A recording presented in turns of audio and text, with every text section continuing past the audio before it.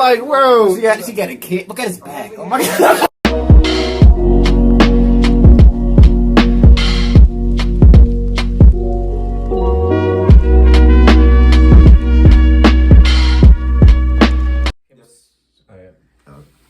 Yo, what's up? Welcome back. We're gonna be reacting to Llama Arts, a Manchester horror story animated. Yeah, been a while. Yeah, they got some interesting stories. They got some better narration. Yeah, I kind of liked it when he had Mr. Nightmare background. yeah, I like his stories and like they yeah. would like narrate over it. But you know, he kind of got mad and he was doing copyright and all that. Talking, well, you can't steal my stories, but you made your stories better, man. Oh, that's what he said. Yeah, that's what his job. That's why you get a whole different narrator and all that. Different dude. That's whatever. He still got his own little channel, still doing his thing. Yeah, if you're enjoying his reactions, let us know if you want to see more scary videos down in the comments. It's the road to 10K subscribers. Make sure to like button, subscribe, and share if you know how to rank this video. This is a story about how I became a 30-year-old male who was secretly afraid That's the first thing I thought of. dark cities. I live in Manchester, in the UK, and it's widely regarded as a relatively safe and multicultural city. Good transport, friendly locals, and plenty to do. I don't live there anymore, but I'm proud to be from there, and I will always have one hometown. I didn't know This that's took what place that really in meant. 2016, and at the time I was working for a company that hired me to work on contracts. So 4, 6, sometimes even 8 months abroad, and then 2 or 3 months at home. So when I was home, I made sure to see family and friends as much as possible, whether it be meeting and playing video games, a drink at the bar, playing sports, or traveling together. The incident took place when I was on my way home after a night out drinking, and I write this 4 years on since it happened. I still have PTSD from the incident, and think of this as my way of telling you all to be careful out there, as well as this being an opportunity for me to talk about it. Those who know Manchester know about its quite frankly amazing tram system. It's affordable and easy to understand. There is a tram station right near to my apartment, just outside the city center. I had been back in the country for 7 days and arranged to meet my friends in the city for a reunion of sorts, drinking, dancing, and catching up. You know how that goes. It's important to note at this point that at the time there was a homeless gentleman that adopted the tram stop near my apartment as his own. He would always sit at the top of the stairs leading down to the platform, and whenever I used the tram, I would always see him without fail. It had even gotten to the point where we exchanged a friendly nod to each other every time. But this time, on the way to the city to meet my friends, everything changed. On any normal occasion, he would be sitting under the shelter at the top of the stairs, either asking passers-by for money or just saying hello. But as I approached the top of the stairs, around 20 to 30 meters away, I saw him, and he stood up straight, almost too straight, with his chest out, just glaring right at me in the most menacing way. His brow was furrowed, his jaw was clenched, and he was breathing heavily. Oh my God. I can see his chest rising up and down with speed from now 20 meters away. Maybe drugs was involved or something had angered him. He's like Like hyperventilating. me, Like I thought, hyperventilating. now, I'm not the biggest guy in the world.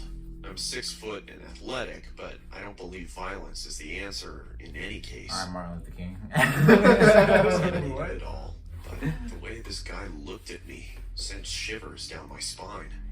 I immediately looked down after we made eye contact, and then looked ahead, because I thought maybe it was just a glance from him.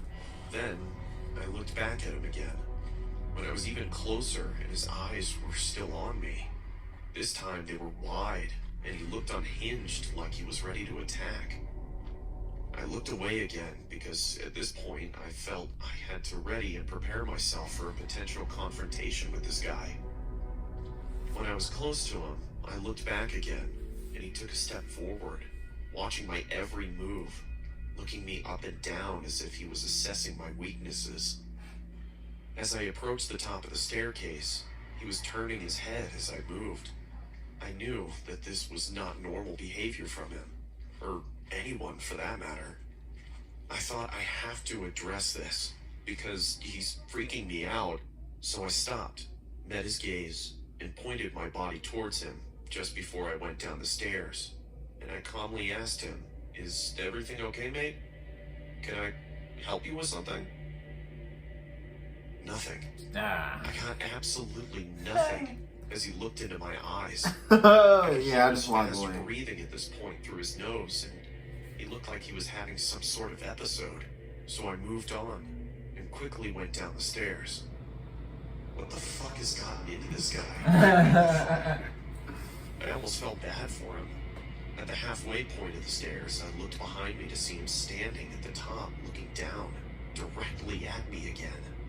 I can only describe the look he gave me as bone-chilling. He looked like a predator that had found his prey. I kept moving as I didn't know if this guy had a weapon or what his intentions were at this point. When I got to the bottom of the stairs, I turned around again, and to my shock, he had walked 4 to 5 steps down. Oh my still god. standing, Bro, get out of there. staring Like, at you're me still with a ran walking. disturbed and angered look. He was clearly stalking me now. I could feel my heartbeat in my ears, and sweat was forming on my forehead and palms. Luckily for me, the platform was very busy, and the tram I needed to catch was approaching. So I quickly immersed myself amongst the crowd of people getting onto the tram, found a seat. Wouldn't you know it, when I sat down and the tram started moving, I looked back towards the bottom of the staircase, and there he was, just glaring at me with this horrific, sinister grin on his face. Oh my I did not feel safe. I felt targeted. His head moved and followed the tram, looking me in the eyes as we moved away. The entire journey to the city, I felt on edge, anxious, and all I could do was think about that guy. When I eventually got there, my friends automatically picked up on the fact that I seemed a little off, so I told them about the situation I was just in, which they just dismissed, saying that I was probably just being paranoid and that he'll be gone by the time I get back home. Like you said, there's 2 parts to this, so we're going to react to this, rest of this later on. So, yeah, I don't know why you even go back that way. If you, the first time you went, that Yeah, I'm exactly like, weird. it's dark outside and stuff. Like, I don't like even walking back. And then you were like so scared. Like the first time of that dude, I'm like, you know he was gonna be there. Yeah, that's ridiculous. Well, he said he doesn't see him in the nighttime, but like still, it's just like, See him in the nighttime. Just that experience, I would have to find a different way. Or Yeah. I would have to pay to go home. Like, come on, man. something. Stay at a hotel or something. I ain't staying at a hotel, but I ask a friend to take me home. Yeah, that's friend. None of your friends got cars? Yeah, I'm Nah, like, man. you going that far? Yeah, if you enjoyed this reaction, make sure to like, button, subscribe, and share, man. It's to 10K subscribers. We'll see you next time, Applebee. Peace. Da da da